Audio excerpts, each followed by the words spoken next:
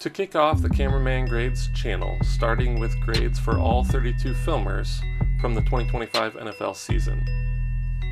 I am about a third of the way through now and recapping what I've learned from the first third of teams.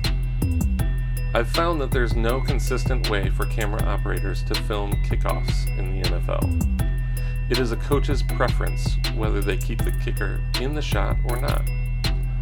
Of course, I have my own idea on how it should go, but I'm not a coach in the NFL. Whichever way a filmer is doing it, there should be a limiting factor on how wide they need to go. If the solution that they came up with is, look, I zoomed out all the way, so since everyone's in the shot, I did my job.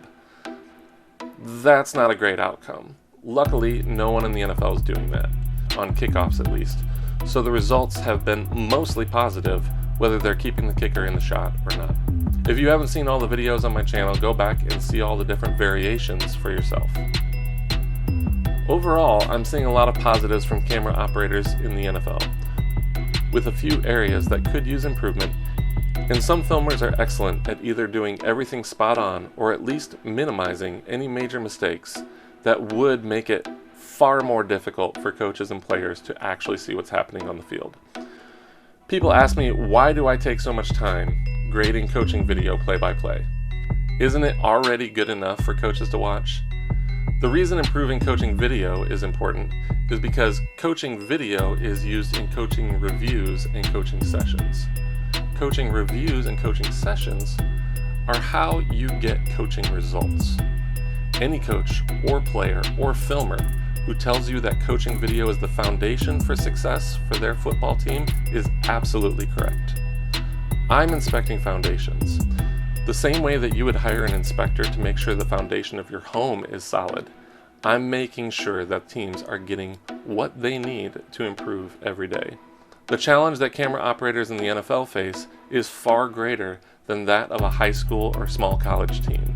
The distance, speed, play calling, and pressure to perform are at extreme levels comparatively. There are NFL filmers who really go for it and push to stay as tight as possible for the action. Others are more conservative and stay off a little bit to make sure they don't lose a single player at the most crucial time.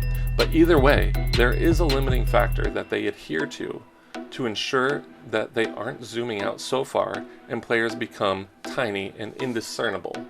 I'm not seeing that level of mistake across the board in the NFL, but certain leagues and conferences are plagued by terrible results, and the foundation needs to be rebuilt using the proper methods and strategies.